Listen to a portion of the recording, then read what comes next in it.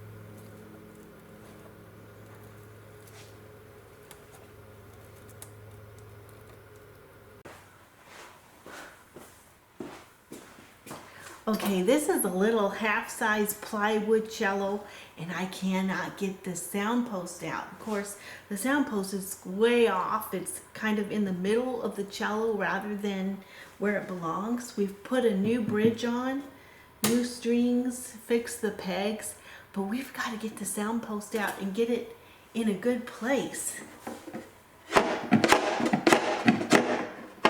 Which means it's way super tight.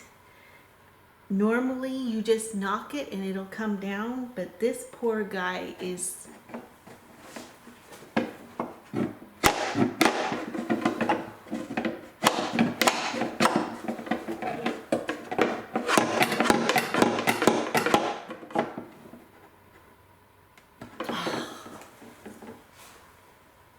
way too tight.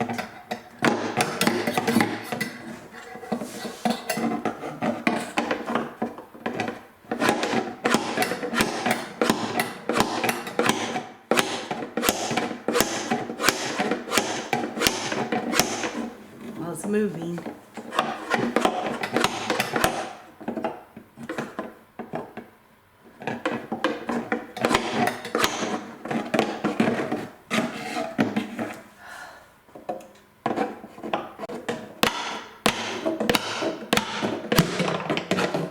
Finally got it down.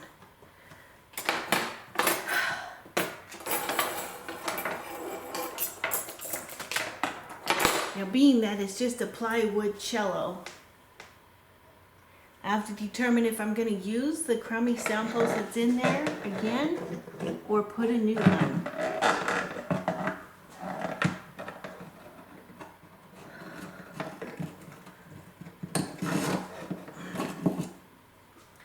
Look at that sound post. It is so rough, and it looks like it's the cheapest bit of wood. The ends are kind of smashed. So I think the answer is no, I'm not going to reuse this.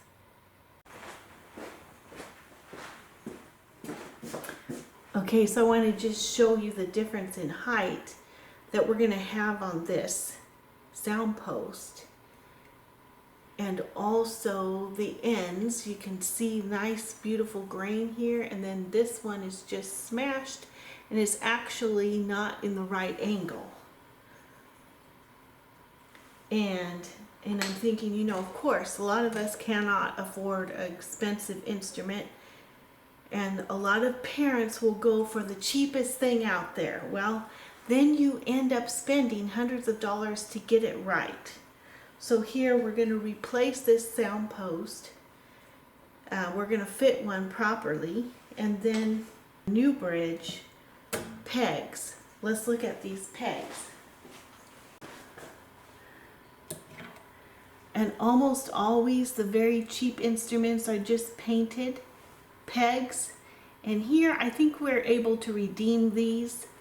They weren't round, so I carved them so that they would fit better and turn smoothly, and then put some compound on them.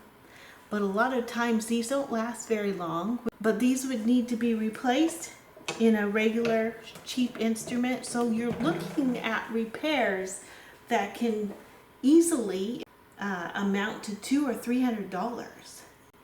So that's just a little insight. We've got a good example here, and usually the strings that are on them are no good. So there goes another 100 maybe.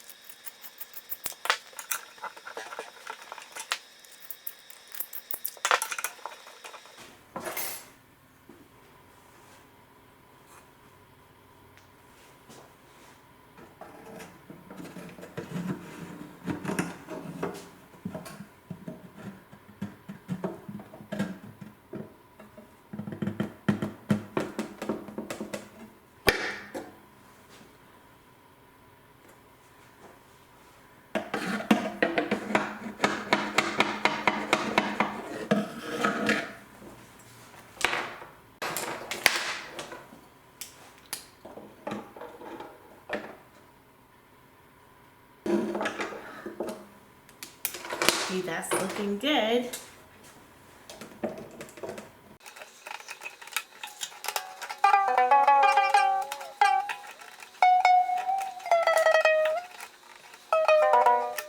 Time for a story. Okay, we're reading in Famous Violinists, and the next chapter is on famous quartets. And they were talking about quartets in Paris. This little part here was interesting.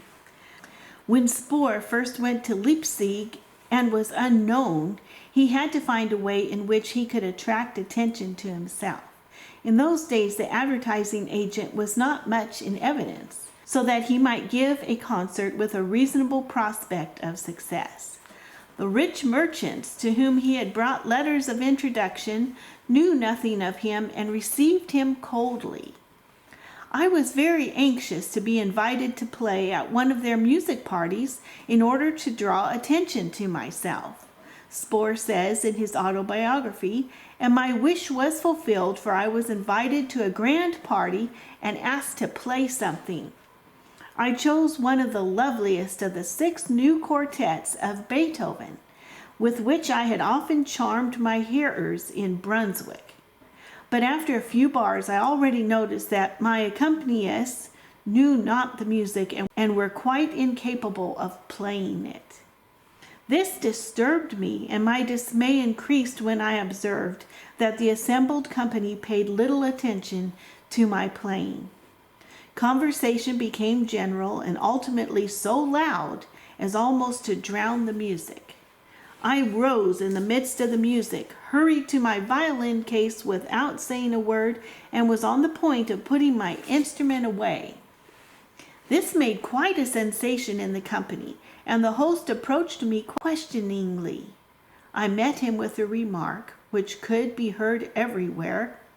I have always been accustomed to be listened to with attention. As it has been otherwise here, I thought the company would prefer that I should stop. The host did not know at first how to reply and retired somewhat discomfited. As I made preparations for leaving, after having excused myself to the other musicians, the host came up and said, quite amicably, "If you could but play something else, something more suitable to the taste and capacity of the company, you would find them an attentive and grateful audience." It was clear to me before that I had chosen the wrong music in the first instance for such a company, and I was glad enough now to have an opportunity to change it. So I took up my violin again and played Rodé's E-flat quartet, which the musicians already knew and accompanied well enough. This time there was perfect silence, and the enthusiasm for my playing increased with each movement. At the end of the quartet, so much flattery was heaped upon me that I trotted out my hobby horse, the G variations of Rodé. With this piece I made quite a sensation, and for the remainder of the evening I was the object of the most flattering attention. This little episode shows that Beethoven was not fully appreciated, and it also shows that quartet playing was regarded at that time in an entirely different light from that in which we are accustomed to think of it today. Freddie wants to chat. I'm Freddie, and I've got some exciting news. So, what's been happening is that last week my boss was talking to her fiance, and she got real excited. And then this week she was talking again and was printing off papers and was all excited. So I had to find out what was going on. So I got the papers and I looked at them, but I can't really read them. So I called my friend Federico over there in Italy, in Cremona, and I asked him to help me. So here we go. Here's my friend Federico. Yes, hi. I am Federico. Hi, Freddie. Thanks for calling me. Hi. I'm so glad you came. And did you find out any information? Yes, I did. I completed my investigation, and what I found is this. Last week, Ian received his visa number, which allowed him to move forward in the fiancé visa system. So that is why they were so excited last week, is they finally got that number after having waited for over 100 days. Now, what they were excited about this week is the fact that Ian was able to obtain an interview with the embassy in London. Oh, wow! Now everything is really moving quickly.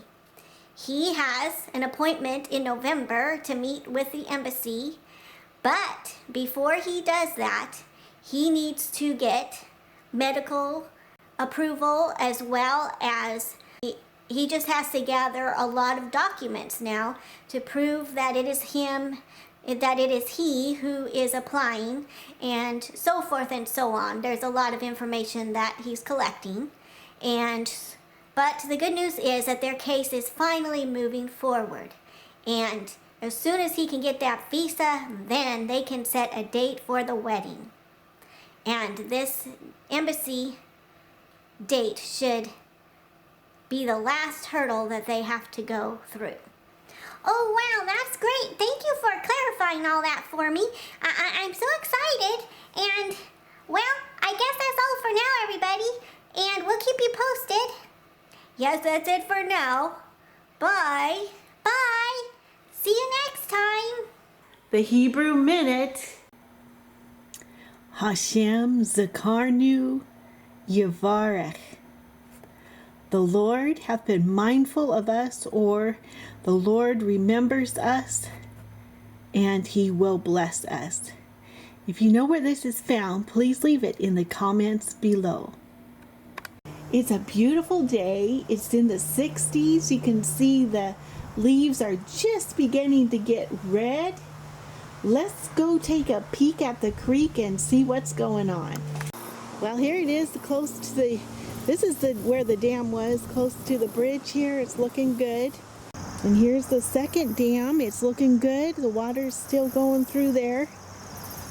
Still a lot of rocks could come out, but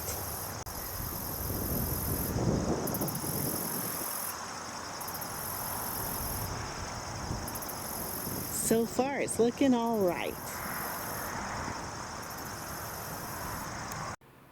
Oh, let's have a look around the shop. Look at this beautiful piece.